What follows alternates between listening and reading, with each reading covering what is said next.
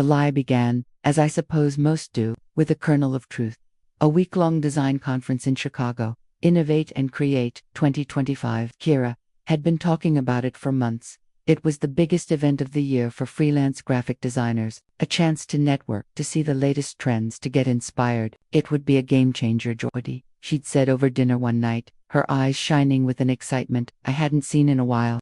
Just to be in that environment, surrounded by that much creativity, it could really push my work to the next level. I was all for it. I loved seeing her passionate about her work. Kira was brilliant, a true artist, but the daily grind of client work, logos for boring startups, brochures for real estate agents, had been wearing her down. Her personal projects, Pavy Brandt, chaotic canvases that I loved, had been gathering dust in her studio for months. You should absolutely go, I told her, reaching across the table to squeeze her hand.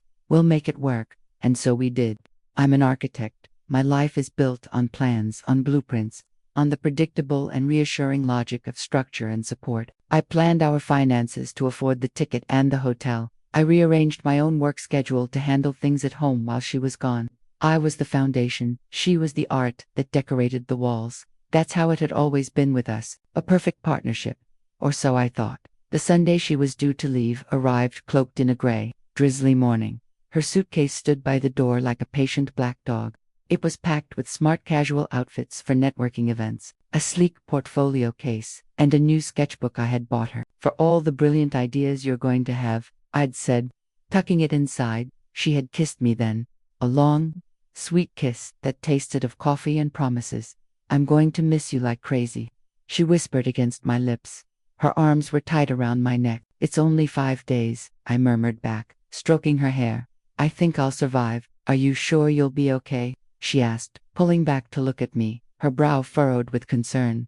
All by your lonesome, in this big old house. I'll manage, I said with a smile. I'll probably just work late and eat cereal for dinner. It'll be a bachelor pad paradise, she laughed. Te sonde litigit, a little forced. I chalked it up to travel nerves. Kira wasn't the best flyer. Call me when you land, I said as she finally pulled the suitcase toward the door. And text me pictures of everything. I want to see all the cool, artsy stuff. I will, she promised. I love you, Jordy. I love you too, Kai. Go be brilliant. And with one last, quick kiss, she was gone. I watched from the window as the rideshare pulled away from the curb, disappearing into the morning mist. The house already felt too quiet, too empty, but a small, proud smile touched my lips. My wife off to conquer the design world. I couldn't have been happier for her. The first day was exactly as I'd predicted. I worked late at the firm trying to solve a particularly nasty problem with a load-bearing wall for a new community center. I came home to a silent house, ate a bowl of Cheerios over the sink, and fell into bed, exhausted. It was strange, sleeping alone in our big bed. The empty space beside me felt vast and cold. I missed the warmth of her body, the soft sound of her breathing, but it was just for a few days. I could handle it. Kira texted me that afternoon. Landed OMW to the hotel. Chicago is huge. XX. A picture followed a blurry shot of a city skyline taken from a moving car. It looked gray and imposing. Glad you made it safe, I texted back. Hotel looks nice. Gorgeous. And right in the middle of everything. Going to check in, and then maybe grab a deep dish pizza. Living the cliché. Lol. Her texts were bubbly, full of exclamation points and emojis. She sounded happy. She sounded like she was having the time of her life. The next couple of days fell into a similar pattern. I worked, I came home, I missed her.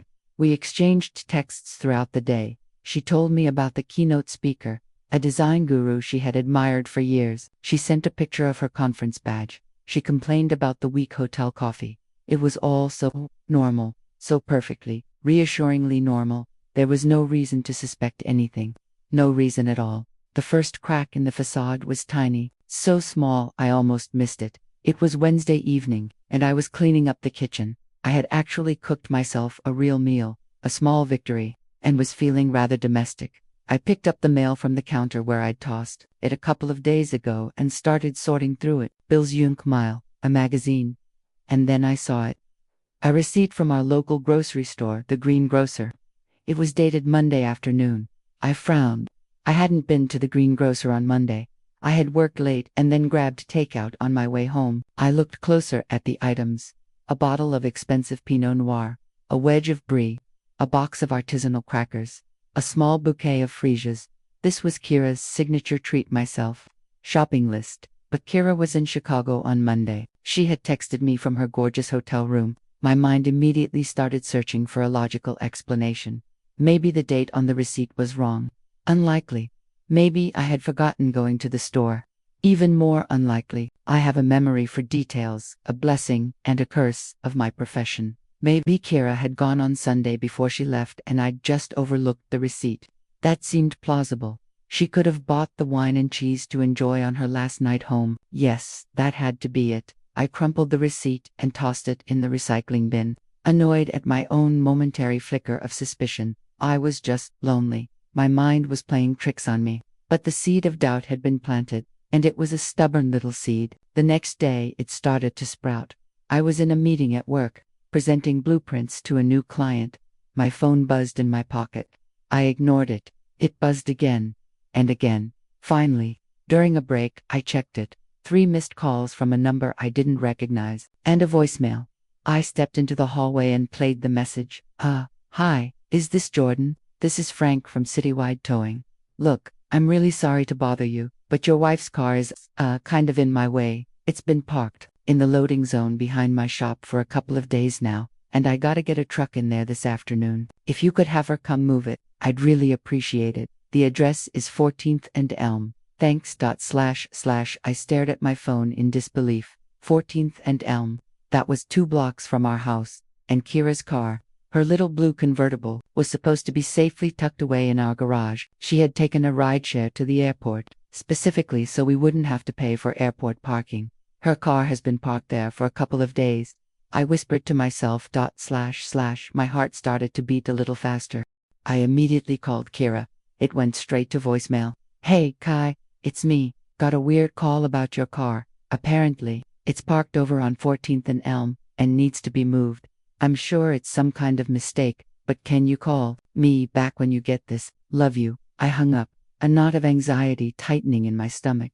This made no sense. There had to be a simple explanation. There had to be. I tried to focus on work for the rest of the day, but my mind was a whirlwind of confusion.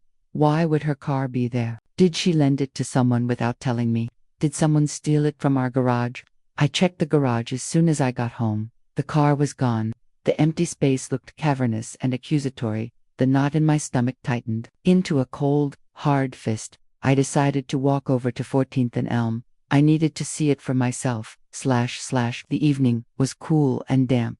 The sky the color of slate. The 2-block walk felt like a journey into some strange, alternate reality. And there it was, parked haphazardly in a red-painted loading zone behind a row of shops, was Kira's car, her beloved blue convertible. There was a parking ticket tucked under the windshield wiper. I walked up to it, my heart pounding. The doors were locked. I peered inside. Her sunglasses were on the passenger seat.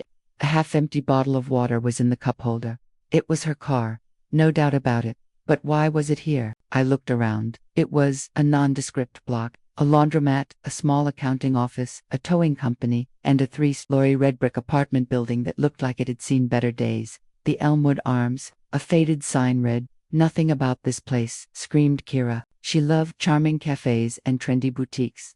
This block was drab, utilitarian. Just then, my phone rang. It was her. "Hey you," she said, her voice bright and cheerful. "Sorry, I missed your call. I was in a seminar." It was amazing.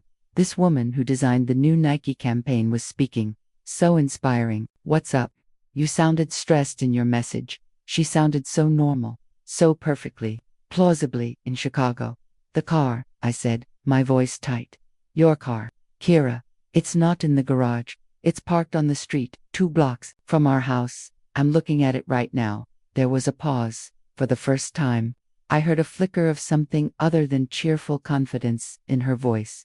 A flicker of panic. "What? That's impossible," she said, her voice a little too high. "It has to be ... Oh my God. I bet I know what happened." "What happened?" I asked, my grip on the phone tightening. "My friend Lena," she said, the words coming out in a rush. "She needed to borrow a car for a couple of days while hers was in the shop.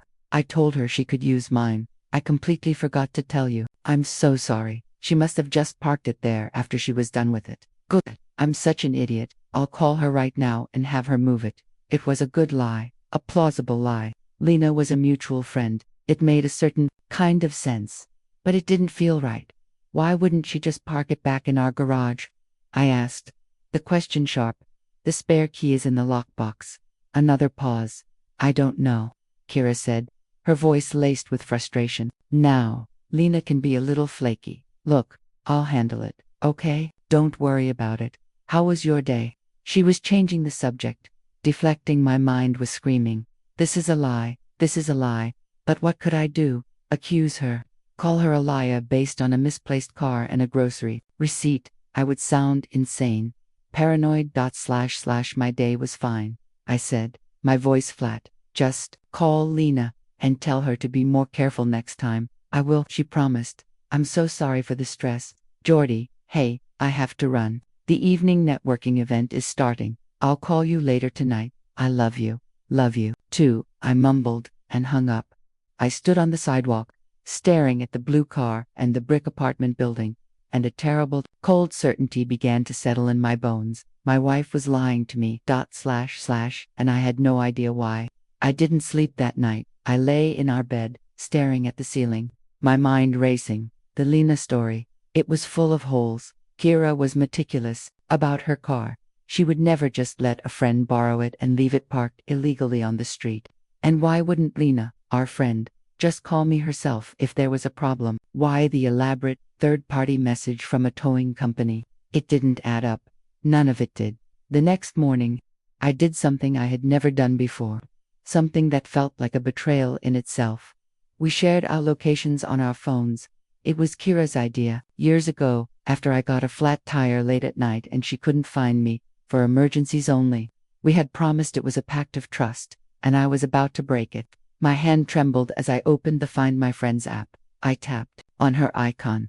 My heart hammered against my ribs as the map loaded. I expected to see a dot somewhere in the middle of a map of Illinois, a dot that represented Chicago. But the map that loaded was of our neighborhood, our quiet, tree-lined streets, and there, blinking like a beacon of deceit, was the dot, her dot. It wasn't in Chicago. It wasn't even at an airport. It was hovering directly over a building on 14th and Elm, the Elmwood Arms. The red brick apartment building. I stared at the screen. The breath knocked out of me. It was true. She wasn't in Chicago. She was 2 blocks away. She had been 2 blocks away this entire time. A wave of nausea washed over me. I felt dizzy, disoriented. The room seemed to tilt on its axis. She had lied about everything. The flight, the hotel, the conference, the keynote speaker, all of it. A carefully constructed fantasy. But why? The question screamed in my head. Why? If she was having an affair, why not just go to the other woman's house? Why rent an apartment? And why stay so close? It was brazen. It was reckless. It was like she wanted to be caught. The anger came next. A hot, white rage that burned through the confusion and the hurt. How dare she? How dare she lie to me like this? How dare she make me worry, make me question my own sanity? I wanted to scream. I wanted to throw something. I wanted to march over to that apartment building and kick the door down and demand an explanation. But I didn't. My architect's brain took over, the part of me that craves order and logic. I needed a plan. I couldn't go in there half-cocked, fueled by rage.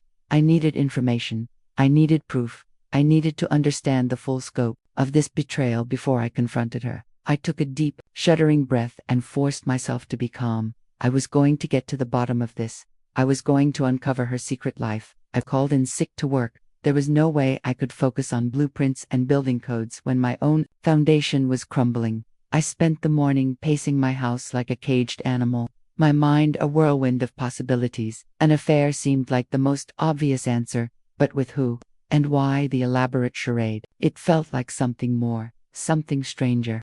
I decided to start with the car. I walked back over to 14th and Elm.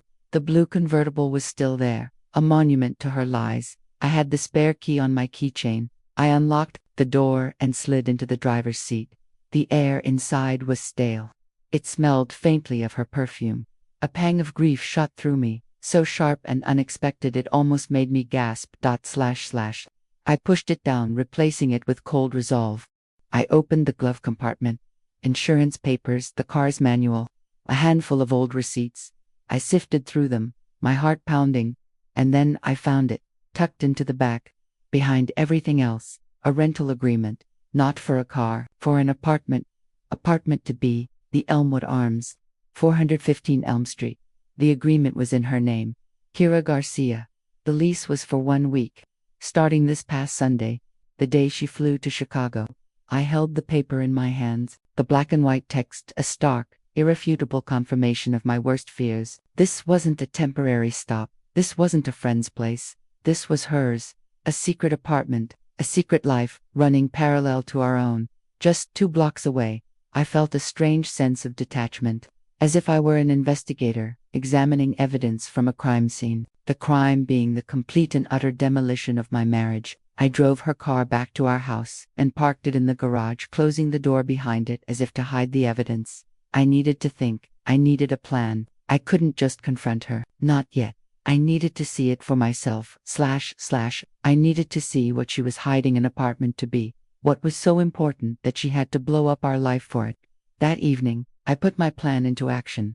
I waited until after dark, changed into black jeans and a dark hoodie, feeling like a burglar in my own life. I walked the 2 blocks to the Elmwood Arms, my heart a frantic drum against my ribs. The building's front door was unlocked. I slipped inside my sneakers, silent on the worn linoleum floor. The hallway smelled of dust and old cooking. I found the stairs and crept up to the 2nd floor.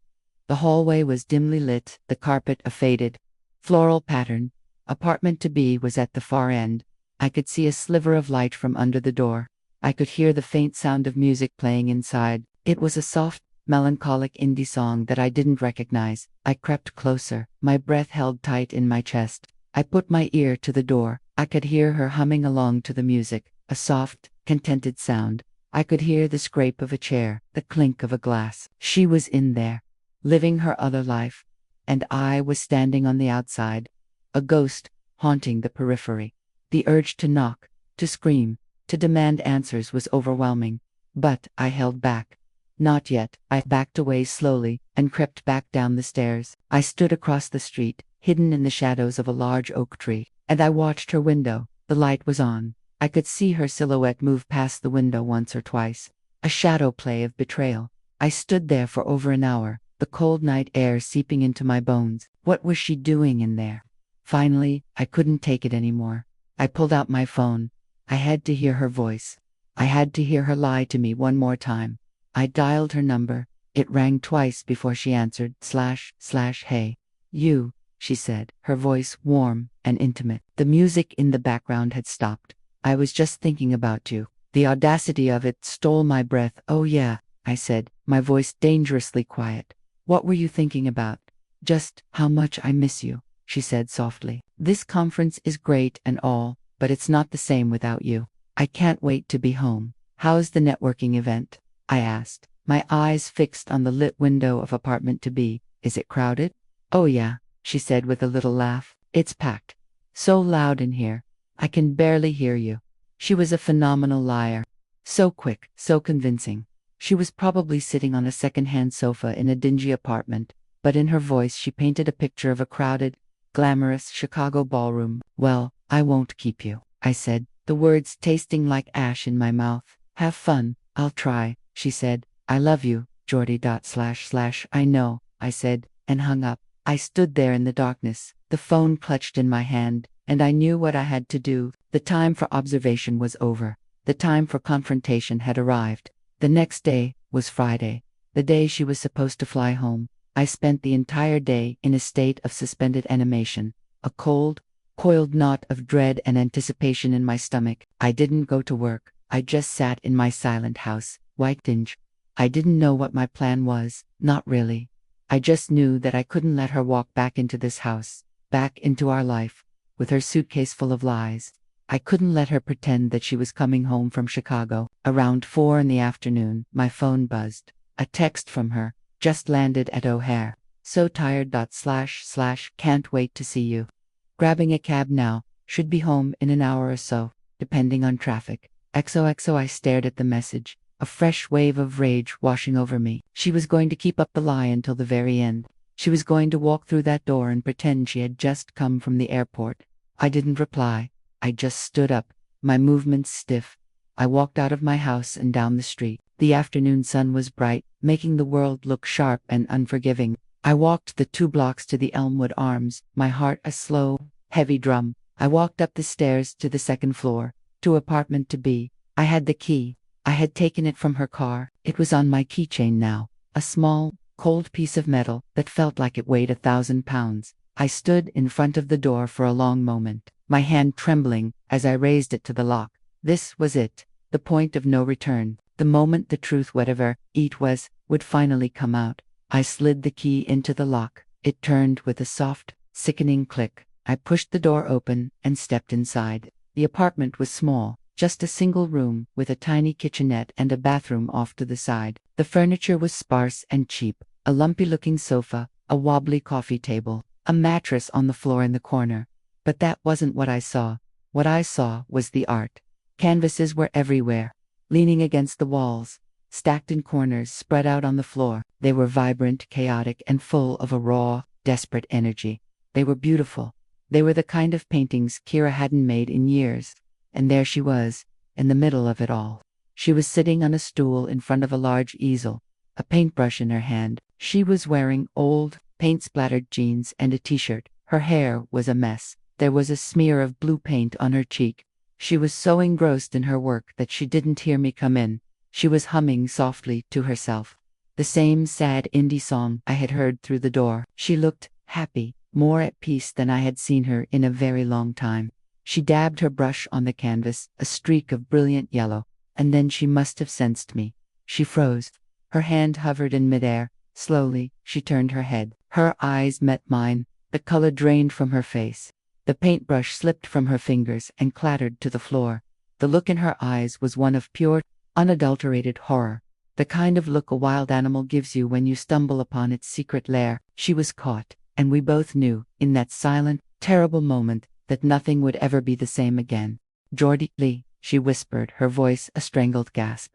She looked from my face to the key in my hand, to the open door. The pieces clicked into place in her mind, the terrible calculus of discovery. "What? How did you?" "The car," I said, my voice flat and devoid of emotion. "You should have been more careful with the car, and the grocery receipt, and the rental agreement in the glove compartment. You left a trail of breadcrumbs, Kira, a trail that led me right here." She flinched at the coldness in my tone. She stood up slowly, her movements stiff and uncertain. She looked like a stranger. This paint-splattered woman, in this shabby little room. This wasn't my wife. My wife was a successful graphic designer, who wore smart clothes and went to conferences in Chicago. Who was this person? "So the conference, I continued, my voice a low, dangerous murmur. "The flight, the hotel, the keynote speaker, all of it, It was all a lie." She couldn't meet my eyes. She just stared at the floor, her arms wrapped around herself as if she were cold. "Yes," she whispered. The word was a tiny puff of sound, but it landed in the quiet room with the force of a bomb. "Why?" I asked, the question I had been screaming in my head for days. "Just tell me why, Kira. Is it, is it someone else? Are you having an affair?" I almost hoped she would say yes. An affair I could understand. An affair was a familiar, ugly narrative. It had rules. It had a beginning, a middle, and an end. But this, this was something else entirely. She finally looked up at me, her eyes swimming with tears. "No," she said, her voice shaking. "God, no, Geordie. It's not another person. It's not, it's this." She gestured, around the room, at the canvases, at the paint-splattered floor. "It's me." I stared at her, uncomprehending. "What are you talking about?" I couldn't breathe. She said the words tumbling out in a desperate rush. I felt like I was suffocating. In our house, in Orlifa, in my own skin, all the client work, deadliness, the networking, it was killing me. It was killing the part of me that matters, the part of me that just wants to do this. She pointed to the large canvas on the easel.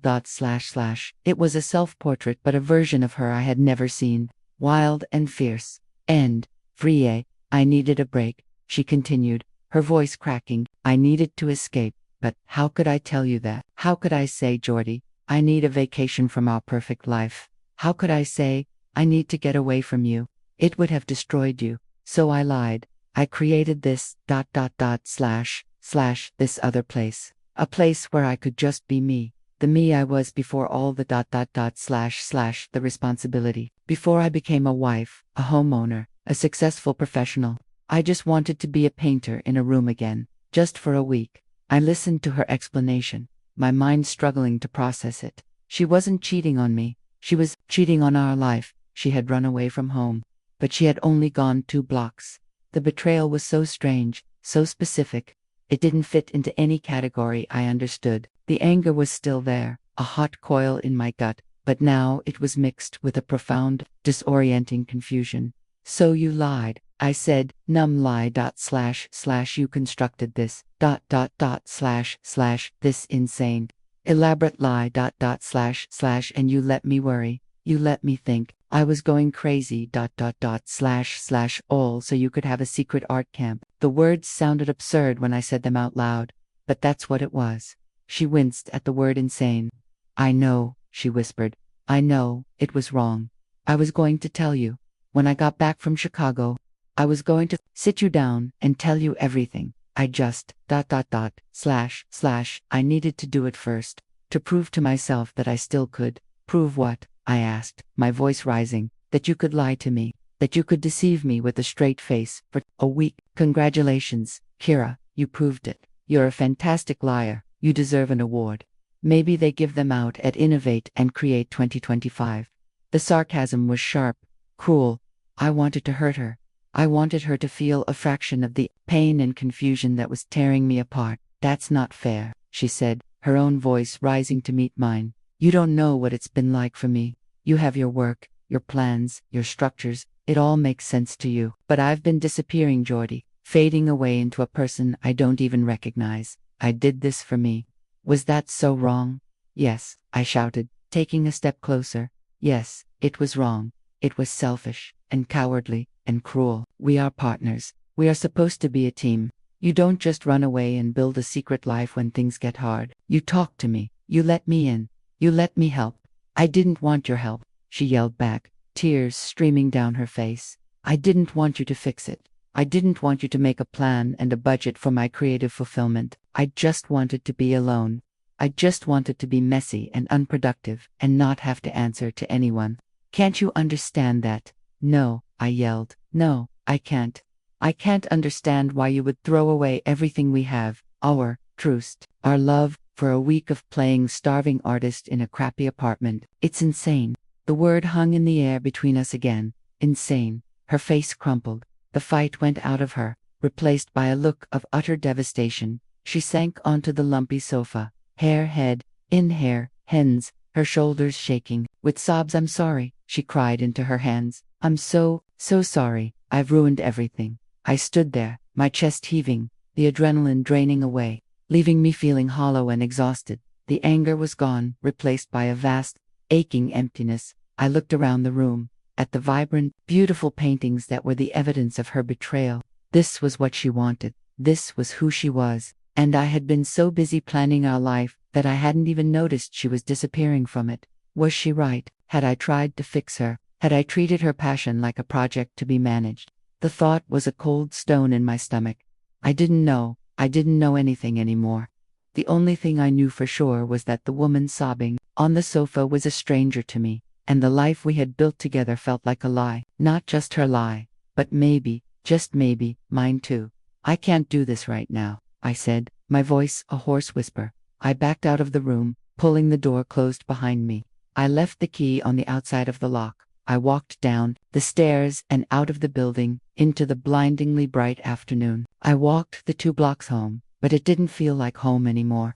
It felt like a stage set, a life I was only pretending to live. I walked inside, closed the door, and for the first time since this whole nightmare began, I allowed myself to fall apart. The days that followed were the longest of my life. A thick, suffocating silence settled over our 2 separate residences. We were separated by 1,000 feet of pavement, but it felt like an ocean. I didn't call her. She didn't call me. What was there to say? The truth was out, a raw, gaping wound between us. I tried to work, but I couldn't focus. I would stare at blueprints for hours, the lines blurring into meaningless squiggles. My colleagues looked at me with concern. "Are you okay, Jordan?" my boss asked. Her voice gentle. You seem distracted. I'm fine. I lied, the word tasting like poison. I was becoming a liar too. The house was a prison. Every object held a memory. Every room echoed with her absence. I would find a stray paintbrush she had left behind, or a book of poetry on her nightstand, and the grief would hit me with the force of a physical blow. I wasn't just mourning the loss of my wife, I was mourning the loss of the life I thought we had, the comfortable, predictable, happy life that had turned out to be a complete illusion. I was angry, I was hurt. But underneath it all, a new, uncomfortable feeling was starting to take root, a sliver of understanding. I kept thinking about what she had said. "I've been disappearing, Geordie." Had I seen it? Had I noticed that the spark in her eyes had been dimming? That her laughter didn't come as easily as it used to? Or had I been too busy looking at the blueprints of our life to notice that the person living in it was falling apart?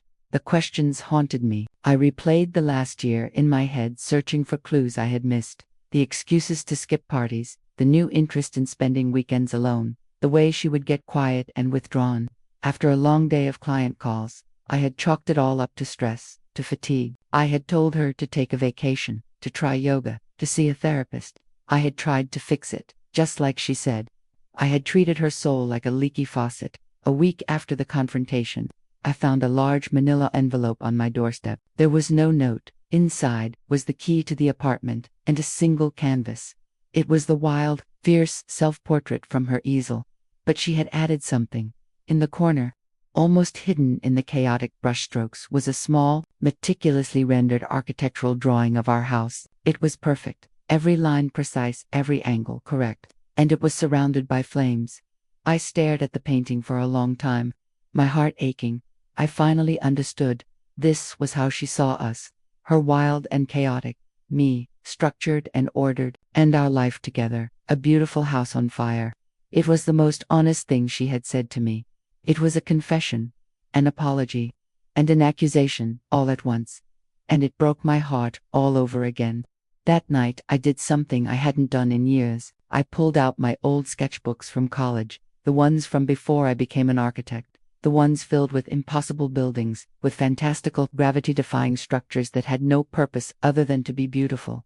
I had forgotten about that version of myself, the dreamer, the artist, the person who drew things not because they were practical, but because they were magical. I started to draw.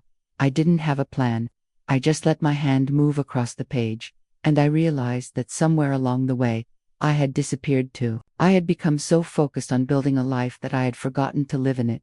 I had created a perfect, stable foundation, but I had forgotten to leave room for the wild, unpredictable, beautiful chaos of art, of love, of Kira. The next morning I walked over to the Elmwood Arms. I didn't have a key anymore, so I just stood on the sidewalk and looked up at the window of apartment to be. It was dark. Her car was gone from the street. She was gone. A part of me felt a pang of panic, but another, calmer part of me knew it was for the best. We couldn't fix this in a day. We couldn't fix this in 2 blocks. I went home and I texted her. 3 simple words. "I get it now." She replied almost instantly. "I'm so sorry, Geordie." "I know." I wrote back.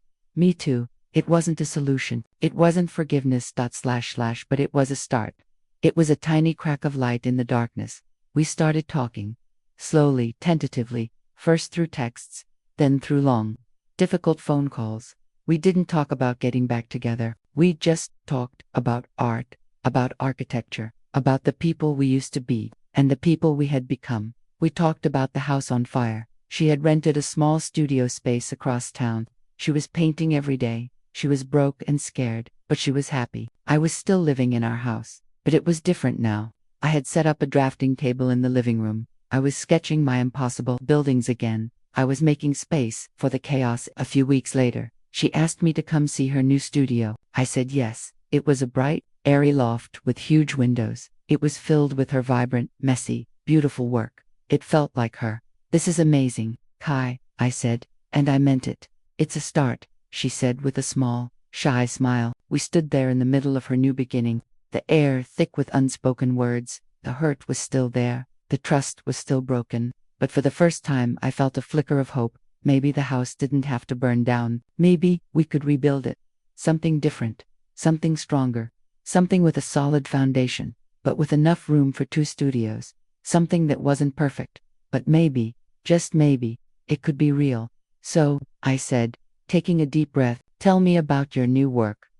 And as she started to talk, her eyes shining with that old, familiar passion, I allowed myself to listen. Really listen.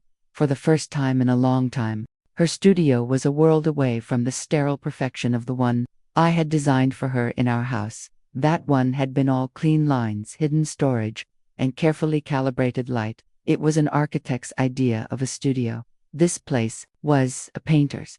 It was messy, chaotic, élevé. The air smelled of turpentine and linseed oil. Canvases in various states of completion were everywhere, not just on the walls, but leaning against each other in great, colorful stacks. It was the physical manifestation of the beautiful, wild mind I had fallen in love with. It's mostly abstract stuff right now, she said, her voice a little shy as she gestured around the room. I'm just throwing paint around, trying to find my voice again. It's loud, and it's not very good, but it's mine. I think it's brilliant, I said, my voice soft. I walked over to a huge canvas that was a riot of deep blues and fiery oranges. It was raw and emotional, and it felt more like her than any of the polite, commissioned landscapes she had been painting for years. This one, this one feels like a storm. She came to stand beside me. It is, she said quietly. It's the week I spent at the Elmwood Arms. We stood there in silence for a long time, just looking at the painting. It was a conversation without words. I could see the anger in the violent slashes of orange, the despair in the deep, drowning blues, but I could also see a sliver of hope in a tiny, defiant streak of yellow in the corner. I was so lost. Geordie, she whispered, her eyes still on the canvas. I felt like I was screaming, and no one could hear me. Not even myself. I hear you now, I said, and I meant it. That visit to her studio became a turning point. It was the first time we had occupied a space together that wasn't defined by our past. It wasn't our house filled with the ghosts of our marriage. It wasn't a dingy apartment tainted by the memory of the lie. It was a new place, a neutral ground, and it allowed for the possibility of a new beginning. We started to see each other more regularly. We'd meet for coffee or take walks in the park. The conversations were still careful, like 2 people navigating a minefield. But with each meeting we took a few more steps onto solid ground. We talked about everything except the one thing that hung between us, our future. It was the elephant in the room, and we were both too afraid to acknowledge it. One rainy Saturday, about 2 months after the confrontation, she called me. I have 2 tickets to the Rothko exhibit at the museum, she said, her voice tentative. I was wondering if ... if you'd want to go with me. My heart did a familiar flip. Mark Rothko was my favorite artist. Kira had remembered. It was a small gesture, bout itwes, ebritge, an offering. I'd love that, I said, my voice steadier than I felt. Seeing her at the museum felt different. We weren't just 2 exes having coffee. We were 2 people who loved art, sharing an experience. We walked through the quiet galleries, our shoulders occasionally brushing against each other. We stood in front of his massive, color-filled canvases, letting the deep, resonant colors wash over us.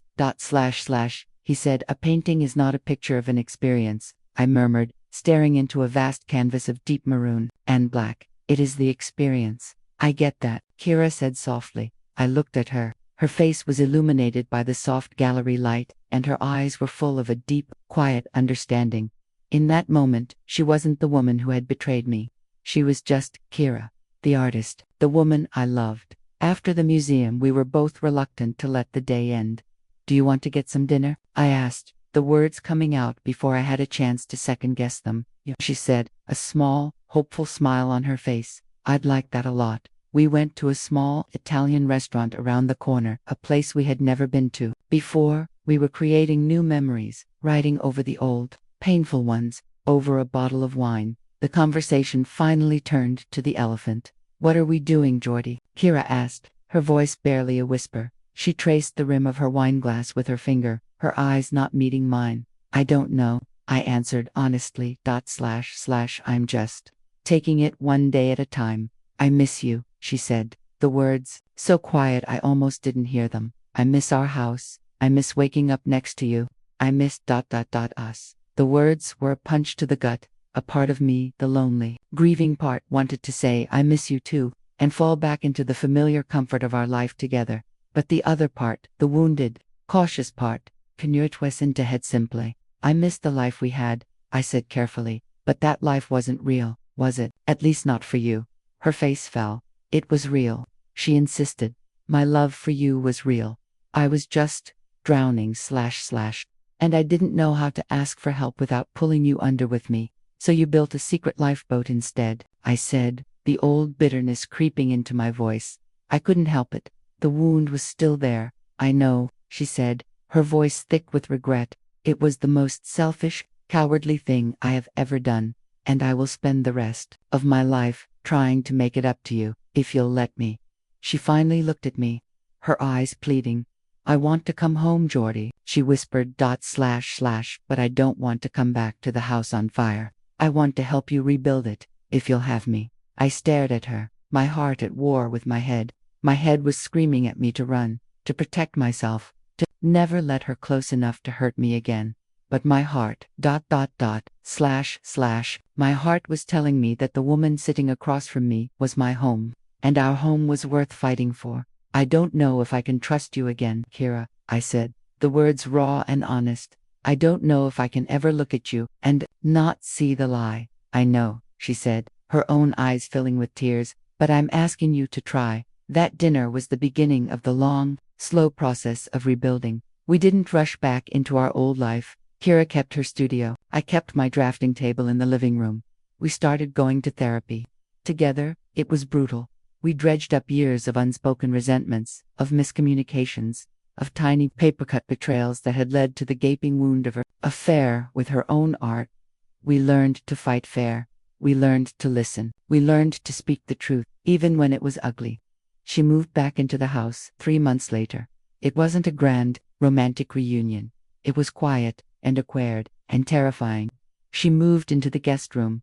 We were two strangers, learning how to live together again. There were nights when I would wake up in a cold sweat, the memory of finding her in that apartment so vivid it felt like it was happening all over again. There were days when she would retreat into a silent, brooding despair, the guilt of what she had done, a heavy cloak around her. But there were good moments, too, moments of grace. One evening I came home from work, exhausted and stressed. I walked into the living room and found that she had built a fort out of blankets and pillows, just like she used to. Fairy lights were strung up inside, and she was sitting in the middle of it with 2 glasses of wine. I thought you might need a break from the structural integrity of the world, she said with a small smile. I crawled inside the fort with her, and we sat there in the warm, magical glow, and for the first time in a long time, it felt like we were on the same team. Again, the turning point, the moment I knew we were going to make it, came about a year after she moved back in.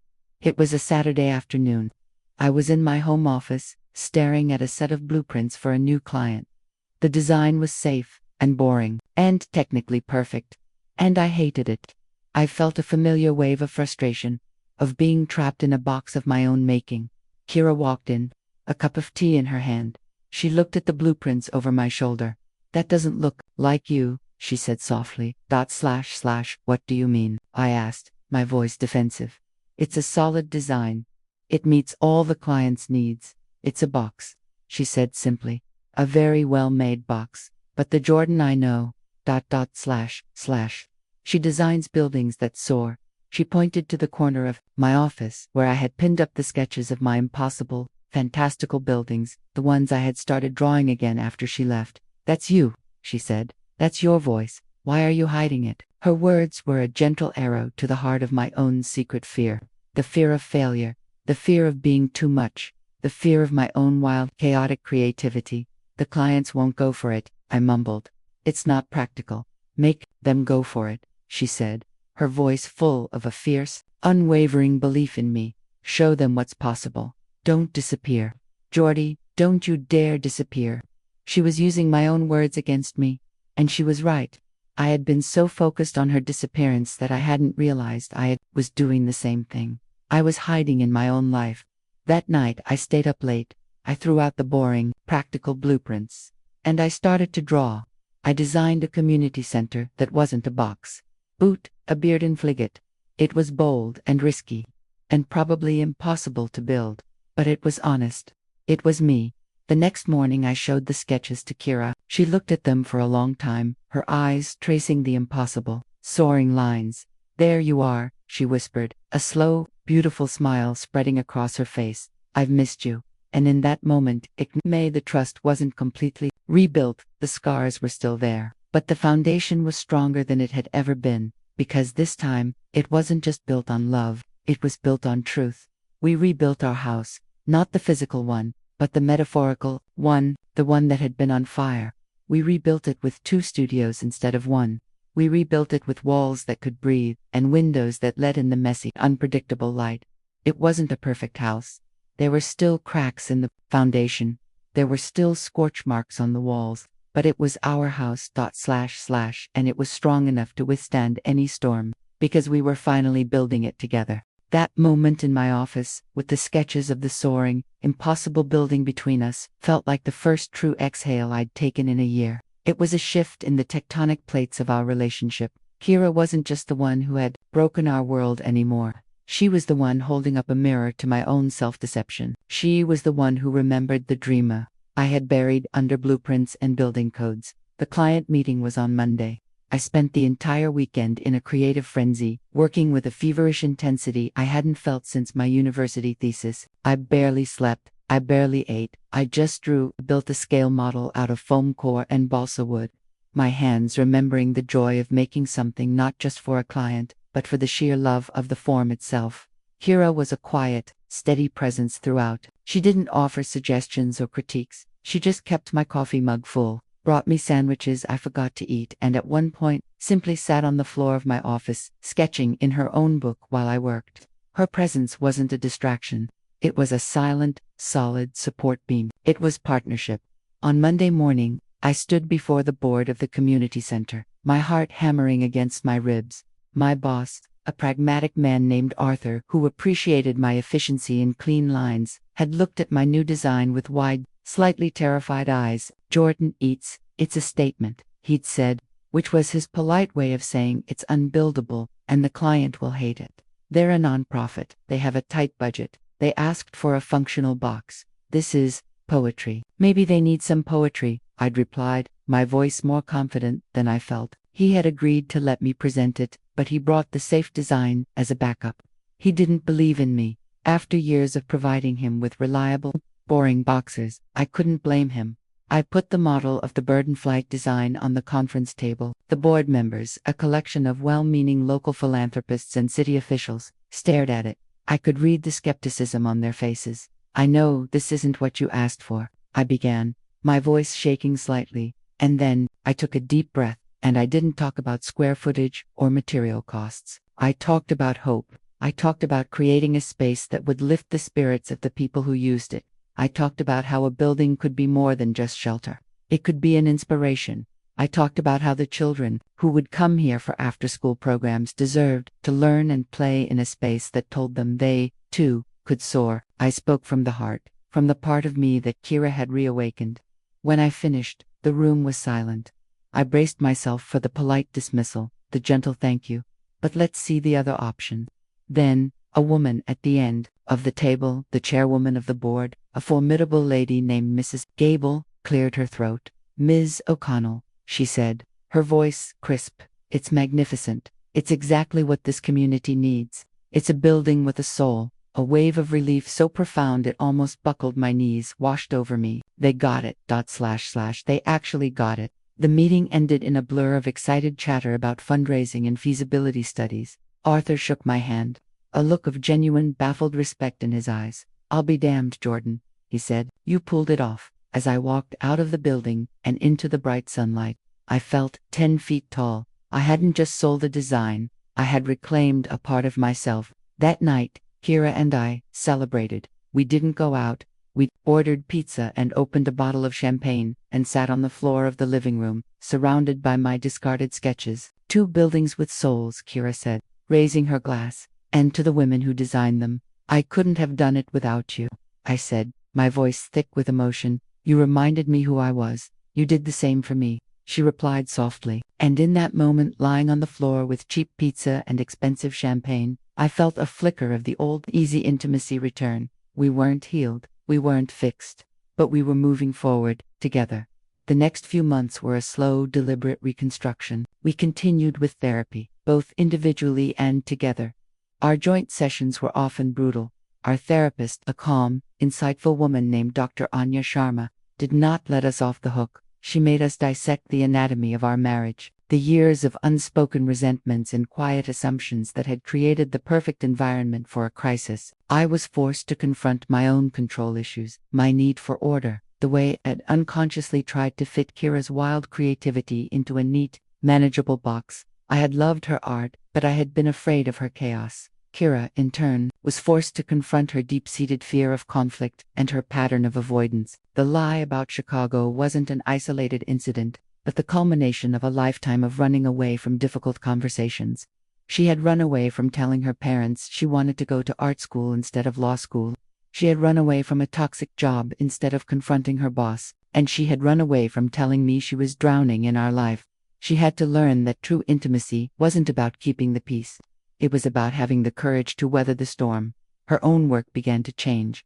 The loud, angry canvases from the Elmwood Arms period gave way to something more nuanced. She was still painting abstracts, but they were more complex, filled with layers of conflicting emotions. There was still pain and anger, but there was also forgiveness and hope, and a quiet, resilient strength. She started submitting her work to local galleries. She got a lot of rejections, polite, form letter emails that stung.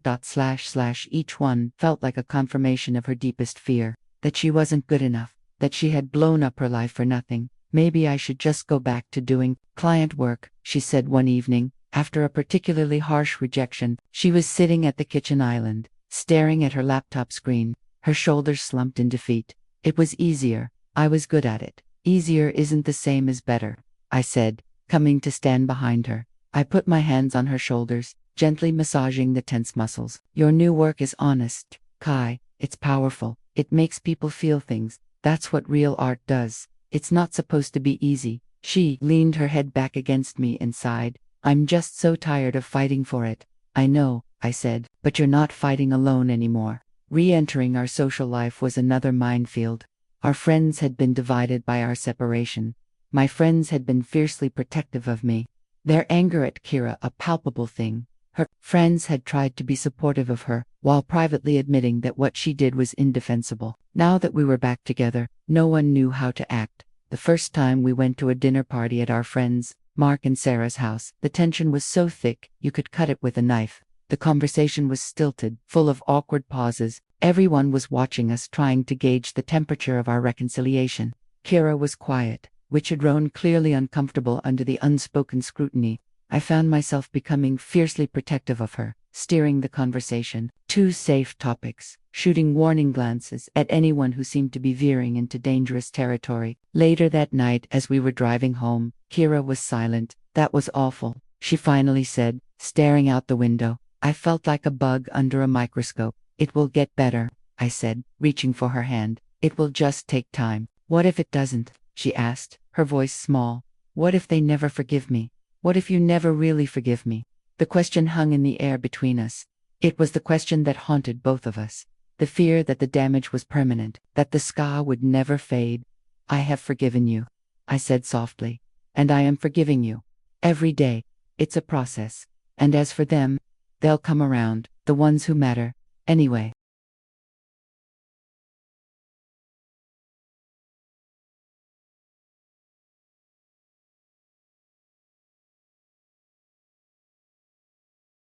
The most difficult conversation was with Lena. Kira had been dreading it for months. Lena had been caught in the crossfire of Kira's lie, and their friendship had been a casualty. Finally, Kira worked up the courage to call her. They met for coffee. Kira told me about it later that night. It was horrible.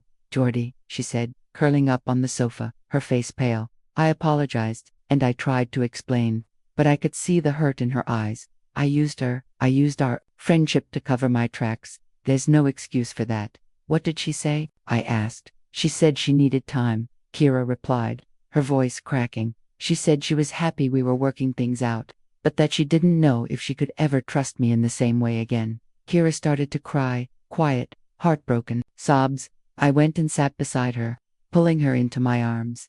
You did the right thing by telling her the truth, I said, stroking her hair. That's all you can do. The rest is up to her. It was a bitter irony. The same words I had used about my own forgiveness of Kira, now being applied to her friendship with Lena. The ripples of her lie continued to spread. The 1-year anniversary of the Chicago trip arrived like a ghost. We didn't acknowledge it directly. But it was there, a heavy presence in the house. I found myself feeling jumpy, suspicious. I checked Kira's location on my phone twice that day, a compulsive, shameful act that left me feeling disgusted with myself. I hated the person her lie had turned me into, a woman who checked up on her wife. Kira was quiet and withdrawn all day. Hair guilt, et palpably our errand hair. That night, the tension finally snapped. Why are you looking at me like that? She asked, her voice sharp. We were in the kitchen cleaning up after dinner. Like what? I asked, my own tone defensive. Like you expect me to disappear. She shot back. Like you're waiting for me to pack a secret bag and run away again. That's not true, I said. But it was. A part of me was waiting for the other shoe to drop. A part of me didn't believe this new, honest life was real, isn't it? She said, her eyes flashing with a rare anger. You've been watching me all day, Jordy. I can feel it. Do you think I don't know what today is? Do you think I'm not drowning in my own guilt? I don't need you to stand there and watch me drown. I'm not, I yelled, the old, familiar anger flaring up. I'm just, .. It's a hard day. Can't you understand that? A year ago today, my entire world fell apart because you lied to me, so forgive me if I'm a little on edge. I'm not asking for your forgiveness, she yelled back. I'm asking for your trust, and you don't trust me. You still don't. After all this work, after all this therapy, you still look at me and see a liar. Maybe that's because you are a liar. I screamed, the words tasting like poison as they left my mouth. The moment I said them, I wished I could take them back. The color drained from her face. The anger in her eyes was extinguished, replaced by a look of such profound, devastating hurt that it stole my breath. She just stared at me for a long moment, her face a mask of pain. Then she turned and walked out of the room. I stood alone in the kitchen, the echo of my cruel words hanging in the air. I had just taken a year's worth of careful reconstruction and smashed it to pieces.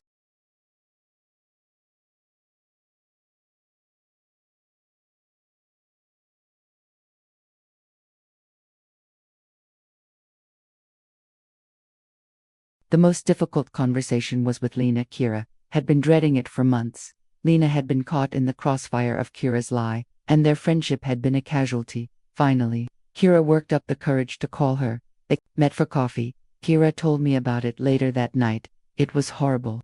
Jordy, she said, curling up on the sofa, her face pale. I apologized, and I tried to explain, but I could see the hurt in her eyes. I used our friendship to cover my tracks. There's no excuse for that. What did she say? I asked. She said she needed time, Kira replied, her voice cracking. She said she was happy we were working things out, but that she didn't know if she could ever trust me in the same way again. Kira started to cry, quiet, heartbroken, sobs. I went and sat beside her, pulling her into my arms. You did the right thing by telling her the truth, I said, stroking her hair. That's all you can do. The rest is up to her. It was a bitter irony. The same words I had used about my own forgiveness of Kira, now being applied to her friendship with Lena. The ripples of her lie continued to spread. The 1-year anniversary of the Chicago trip arrived like a ghost. We didn't acknowledge it directly. But it was there, a heavy presence in the house. I found myself feeling jumpy, suspicious. I checked Kira's location on my phone twice that day, a compulsive, shameful act that left me feeling disgusted with myself. I hated the person her lie had turned me into, a woman who checked up on her wife. Kira was quiet and withdrawn all day, hair guilt, et palpably our errand hair. That night, the tension finally snapped. Why are you looking at me like that? She asked, her voice sharp. We were in the kitchen cleaning up after dinner. Like what? I asked, my own tone defensive. Like you expect me to disappear. She shot back. Like you're waiting for me to pack a secret bag and run away again. That's not true, I said. But it was. A part of me was waiting for the other shoe To drop a part of me didn't believe this new, honest life was real, isn't it? She said, her eyes flashing with a rare anger. You've been watching me all day, Jordy. I can feel it. Do you think I don't know what today is? Do you think I'm not drowning in my own guilt? I don't need you to stand there and watch me drown. I'm not, I yelled, the old, familiar anger flaring up. I'm just, .. It's a hard day. Can't you understand that? A year ago today, my entire world fell apart because you lied to me, so forgive me if I'm a little on edge. I'm not asking for your forgiveness, she yelled back. I'm asking for your trust, and you don't trust me. You still don't. After all this work, after all this therapy, you still look at me and see a liar. Maybe that's because you are a liar. I screamed, the words tasting like poison as they left my mouth. The moment I said them, I wished I could take them back. The color drained from her face. The anger in her eyes was extinguished, replaced by a look of such profound, devastating hurt that it stole my breath. She just stared at me for a long moment, her face a mask of pain. Then she turned and walked out of the room. I stood alone in the kitchen, the echo of my cruel words hanging in the air. I had just taken a year's worth of careful reconstruction and smashed it to pieces. I found her in her studio. She wasn't painting, she was just sitting on the floor, staring at a blank canvas. I sat down on the floor beside her, not touching her. I'm sorry, I whispered into the silence. I'm so sorry, Kai. I didn't mean that. Yes, you did, she said, her voice flat, devoid of emotion. A part of you did. A part of you will always see me that way. No, I said, my own tears starting to fall. That was the fear talking. That was the hurt. .. It wasn't me. How do we get past this, Jordy? She asked, her voice a raw whisper. How do we ever get past this if the trust is gone forever? We build a new trust, I said, finally reaching for her hand. Her fingers were cold. A different kind of trust. It's not the blind trust we had before. It's a trust that's been tested. It's a trust that knows we're not perfect. It's a trust that says, I know you're capable of hurting me, but I'm choosing to believe in the person you are today. It's harder, but it's REALER ..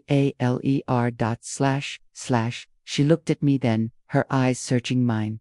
Can you do that? She asked. Can you choose to believe in me? I am, I said, squeezing her hand. I am choosing to believe in you, every single day. And I need you to choose to believe in me. To believe that I'm not just waiting for you to fail. We sat there on the floor of her studio for a long time, holding hands in the quiet darkness. It wasn't a solution. It wasn't an absolution. But it was a promise to keep choosing each other, even when it was hard, especially when it was hard. 2 years later, I stood on a platform in front of a crowd of people, the community center, my bird in flight, Wes Finishead. It was beautiful. It was more than I had ever dreamed it could be. The soaring lines of the roof looked like they were about to lift off into the sky. The huge glass windows flooded the interior with light. It was a building with a soul.